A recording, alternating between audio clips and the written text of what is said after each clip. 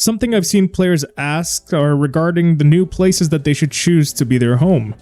That's what we're going to discuss today. We'll be talking about the home locations and their pros and cons and a bit of my opinion as well. Let's start with Microtech, an Earth-like planet which has its favoritism for the colder side of the weather and developing tech. Winds, forests, ice, and mountain ranges with rivers and lakes all exist here. From a player's perspective though, one train ride from the bed/spawn area to spaceport is pretty nice. There is also an unmarked garage that the city has for you to easily grab your land vehicles. A quick flight from the spaceport to the other side of the lake is all it takes to put a rover inside your ship. And of course, not slipping on the ice. There are no shops in the city commons where you can buy weapons and armor except for the Kelto right outside your spawn area. It's all tailored to regular non-space fashion and ship components and weapons. For any commanders that are watching this, that would be your hard points. Landing can be a regular feat here unless you're trying to fly a giant ship like the Reclaimer, in which case the wind can and will easily blow you to the side when you are trying to enter past the hangar doors. Next, we have Microtech's partner in crime, Orison. Other than the fact that a city floating over nothing, 24/7, 365 days a year on engines that can easily degrade with age, it's sketchy as hell. This place is really hard to fly in at night where you can't see a dang thing half the time, and many people will complain about not being able to find the spaceport as easily, but once you find it, it's usually not hard to land. Similar to Microtech, there isn't a shop dedicated to weapons and armor, unless you count the cargo area above Cousin Crow's. Speaking of Cousin Crow's, this is the best place in the game to get those sweet quantum drives that make you go fast, along with other good components. Unfortunately, the long walks to view the leaves blowing and the long rides in the tram make it pretty time consuming to make it from spawn area to spaceport and back. Sometimes the trams do glitch out and have weird timings though, but that's probably due to the computer system being eroded by the fact that we're in a gas giant. Moving on to the darkest city of the verse, Lville. This place is in lore more of an enslaved city plunged into poverty. It's mined the planet into toxicity, but for the players of the verse, you can dodge the fate of the locals. There aren't any weapon shops here, but this is the best place to buy ships and vehicles thanks to the dealership named New Deal. This place does offer a specifically good armor set called the Pembroke, which is actually an environmental protective suit for arid locations in the heavy armor category.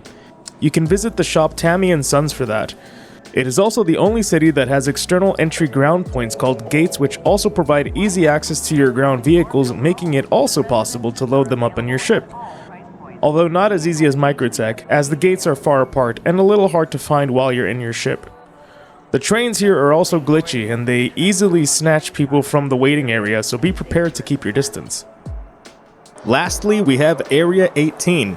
The city is probably the most complete in terms of shops. It has a weapons shop, clothes shop, and also has armor to sell, so you're not stuck with a limited spacesuit selection. The amenities are really close to your spawn area, and the tram is one stop away from the spaceport. The downside of this is if you're flying in, it might be hard to find the spaceport in the first place, since the entire planet is nothing but city, and that makes the spaceport hard to find at times. The city also has the Verse's second most versatile ship dealership named Astro Armada, where you will find various different manufacturers, making it feel like a direct competitor to the New Deal in Lville. The design of the city is also reminiscent of Cyberpunk 2077, with many more alleys and turns where you can get lost in if you don't know where you're going. So here's the summary. New Babbage and Lville share ground access and both have access to some degree of armor for space. They both have ship parts for sale, however, Lville actually sells ships thanks to the New Deal. New Babbage, however, has more available things in terms of ship parts and weapons for the player, as well as easier visibility for the ground access points. Area 18 and Orison both have shops for ship parts that are quite diverse. Area 18, on one hand, also sells a different category of ships from the rest, while Orison only sells Crusader manufactured ships. Area 18 has quicker transportation to and from the spaceport, while also selling the largest amount of items for the player, such as food, armor, weapons, and clothes. Location-wise, Crusader is the closest to the pirate activity in the game, while New Babbage tends to be the farthest point, with Lville and Area 18 being closer in that descending order. All four locations have something to offer, but for new players, I would personally recommend either Area 18 or New Babbage, as they both have a solid base of necessities for the player. Lville and Orison I would recommend for those who want to do heavier play, closer to danger, be it pirating or illegal missions, along with the option to be a pirate yourself if you really wanted to. So, that's my take on the 4 cities that are available in the game. Which one are you going to choose as your home? Leave it down in the comments below, like, share, and subscribe, and I'll see you guys in the next one. Be safe out there.